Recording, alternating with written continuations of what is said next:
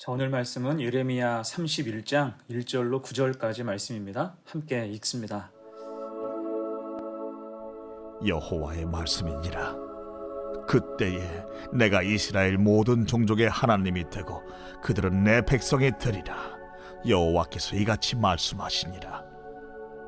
칼에서 벗어난 백성이 광야에서 은혜를 입었나니 곧 내가 이스라엘로 안식을 얻게 하러 갈 때에라.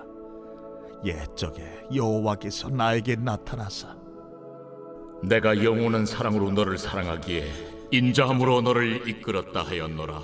처녀 이스라엘아, 내가 다시 너를 세우리니 네가 세움을 입을 것이요 네가 다시 소고를 들고 즐거워하는 자들과 함께 춤추며 나오리라. 내가 다시 사마리아 산들에 포도나무들을 심되 심는 자가 그 열매를 따기 시작하리라. 에브라임 산 위에서 파수꾼이 외치는 날이 있을 것이라. 이르기를 너희는 일어나라. 우리가 시온에 올라가서 우리 하나님 여호와께로 나아가자 하리라. 여호와께서 이와 같이 말씀하시니라. 너희는 여러 민족의 앞에 서서 야곱을 위하여 기뻐 외치라. 너희는 전파하며 찬양하며 말하라. 여호와여, 주의 백성 이스라엘의 남은 자를 구원하소서 하라. 보라, 나는 그들을 북쪽 땅에서 인도하며 땅 끝에서부터 모으리라. 그들 중에는 맹인과 다리 저는 사람과 잉태한 여인과 해산하는 여인이 함께 있으며 큰 무리를 이루어 이곳으로 돌아오리라. 그들이 울며 돌아오리니 나의 인도함을 받고 간구할 때에 내가 그들을 넘어지지 아니하고 무리는 계곡의 곧은 길로 가게 하리라. 나는 이스라엘의 아버지요 에브라임은 나의 장자니라. 여호와께로 나아가자라는 제목으로 말씀 증거합니다. 주님께서 이 땅에서 행하셨던 사역의 핵심은 마태복음 9장 35절로 말할 수 있어요. 예수께서 모든 도시와 마을에 두루 다니사 그들의 회당에서 가르치시며 천국 복음을 전파하시며 모든 병과 모든 약한 것을 고치시니라. 아멘. 천국 복음이 선포되어질 때 모든 병, 모든 약한 것을 고치셨습니다. 중요한 것은 그 복음을 받아들인 모든 사람이 그 대상이었다는 거예요. 마찬가지로 오늘 본문도 회복에 대한 말씀이죠. 이미 흩어진 이스라엘의 모든 지파와 민족이 그 대상이 되는 것입니다. 언제요? 회개하고 돌아왔을 때. 회복의 전제를 기억해야 한다는 거예요. 회개해야 됩니다. 이때 말씀에 차별이 없듯이 회개 후에 주시는 은혜에도 차별이 없습니다. 그러면 회개하고 돌아왔을 때 구체적으로 어떤 은혜가 임하는지 오늘 본문 통해서 두 가지로 생각을 해봅니다. 첫 번째, 출애굽 같은 회복이 일어납니다. 1절 보세요. 여호와의 말씀이니라. 그때에 내가 이스라엘 모든 종족의 하나님이 되고 그들은 내 백성이 되리라. 아멘. 지금 회복을 먼저 선포하시죠. 언제요? 그때 곧 말씀 앞에 회개하고 겸비하여 하나님 앞에 설 때입니다. 그때 패역함으로 망하고 흩어진 사람들도 다시 모으신다는 거예요. 그리고 이것은 마치 출애굽의 역사와도 같지요. 전적인 하나님의 은혜의 역사이기 때문입니다. 2절 보세요. 여호와께서 이같이 말씀하시니라. 칼에서 벗어난 백성이 광야에서 은혜를 입었나니 곧 내가 이스라엘로 안식을 얻게 하러 갈 때라. 아멘. 여러분, 출애굽 사건을 생각해 보세요. 이스라엘 백성들은 애굽의 압제에서 벗어나자 곧 광야 생활로 들어갔죠. 이때 일반적으로 광야는 어떤 곳입니까? 다큐멘터리를 보면 사막을 횡단하는 사람들이 있습니다. 이때 사막을 횡단하는 게 보통 힘든 일이 아닙니다. 낮에는 뜨겁고 밤에는 춥지요. 모래바람이 무섭습니다. 고생이 가득해요. 자, 이스라엘 사람들은 이러한 광야 생활을 40년 동안이나 했습니다. 하지만 성경은 이에 대해서 광야에서 은혜를 입었나니라고 말씀하고 있어요. 무슨 뜻입니까? 아무리 사막이라고 해도 아무리 추위와 더위, 모래바람이 많아도 하나님이 함께 하시면 그 광야에서도 은혜와 안식을 얻을 수 있다는 것입니다. 하나님이 함께 하시면 환경은 그리 문제되지 않는다는 거예요. 심지어 찬양할 수 있음도 말씀하고 있어요. 3절 4절 보세요. 옛적에 여호와께서 나에게 나타나사 내가 영원한 사랑으로 너를 사랑하기에 인자함으로 너를 이끌었다 하였노라. 처녀 이스라엘아, 내가 다시 너를 세우리니 내가 세움을 입을 것이요 내가 다시 소울을 들고 즐거워하는 자들과 함께 춤추며 나오리라. 아멘. 여러분, 소고하면 누가 생각납니까? 모세의 누이 미리암이 생각나죠? 출애굽기 15장 20절 이하의 말씀입니다. 아론의 누이 선지자 미리암이 손에 소고를 잡음에 모든 여인도 그를 따라 나오며 소고를 잡고 춤추니 미리암이 그들에게 화답하여 이르되 너희는 여호와를 찬송하라. 그는 높고 영화로우시며 말과 그 탄자를 바다에 던지셨음이로다 하였더라. 아멘. 두려움과 암담함이 가득한 홍해 앞에서 하나님의 전적인 은혜와 능력으로 홍해를 가르실 때 그 민족이 구원받았지요. 그때 그 백성은 큰 기쁨으로 소고치며 춤추어서 하나님을 찬양했습니다. 자, 곧 이제 임하게 될 포로기의 회복도 출애굽과 홍해를 가르치는 것에 버금가는 은혜라는 거예요. 그래서 말씀하십니다. 내가 다시 소고를 들고 즐거워하는 자들과 함께 춤추며 나오리라. 아멘. 아무리 힘들어도 하나님 함께 하시면 은혜가 부어지고 견뎌낼 수 있다는 것입니다. 결국 구원의 기쁨을 노래하고 선포할 날이 온다는 거예요. 6절 보세요. 에브라임 산 위에서 파수꾼이 외치는 날이 있을 것이라. 이르기를 너희는 일어나라. 우리가 시온에 올라가서 우리 하나님 여호와께로 나아가자 하리라. 아멘. 여러분, 이게 얼마나 감격적인 선포입니까?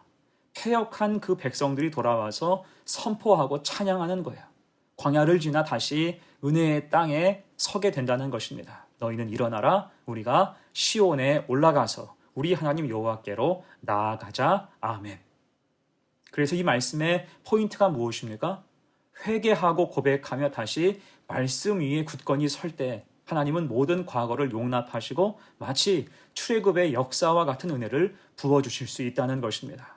이 사랑을 알고 기억하며 하나님을 의지해서 주시는 풍성한 은혜로 살아가는 우리 성도들 되시기를 간절히 축원합니다. 아멘. 두 번째예요. 하나님의 은혜가 임할 때의 복. 두 번째, 안전한 귀환이 보장됩니다. 이제 7절 이하는 바벨론 포로기를 보내는 사람들이 가져야 되는 신앙의 자세에 대한 말씀이에요.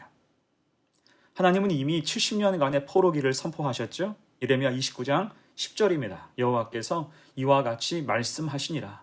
바벨론에서 70년이 차면 내가 너희를 돌보고 나의 선한 말을 너희에게 성취하여 너희를 이곳으로 돌아오게 하리라. 아멘.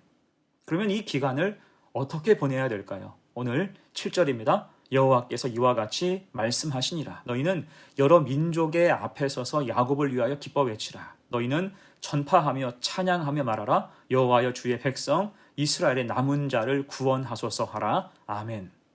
여러 민족 앞에서 비록 포로로서 여러 민족과 섞여 있지만 그 중에서 하나님을 기뻐 외치라고 하십니다.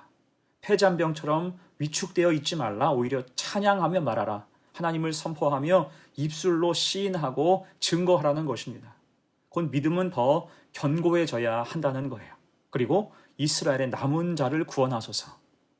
하나님의 놀라우신 도우심을 놓고 기도하라는 거죠. 한마디로 그 70년을 은혜로 보내야 한다는 것입니다. 그럴 때 은혜 안에 거하는 사람은 다시 예루살렘으로 돌아올 수 있다고 약속하세요. 8절 9절 보세요. 보라 나는 그들을 북쪽 땅에서 인도하며 땅끝에서부터 모으리라. 그들 중에는 맹인과 다리 저는 사람과 잉태한 여인과 해산하는 여인이 함께 있으며 큰 무리를 이루어 이곳으로 돌아오리라. 그들이 울며 돌아오리니 나의 인도함을 받고 간구할 때에 내가 그들을 넘어지지 아니하고 물 있는 계곡에 곧은 길로 가게 하리라. 나는 이스라엘의 아버지요 에브라임은 나의 장자니라. 아멘. 자, 근데 이때 돌아오는 자들 중에서 누가 포함되어 있습니까? 맹인과 다리 저는 자, 잉태한 여인, 해산하는 여인을 포함하고 있어요. 자, 여러분, 이들의 의미가 무엇일까요? 사실 이들은 대열의 속도를 늦추는 사람들이에요.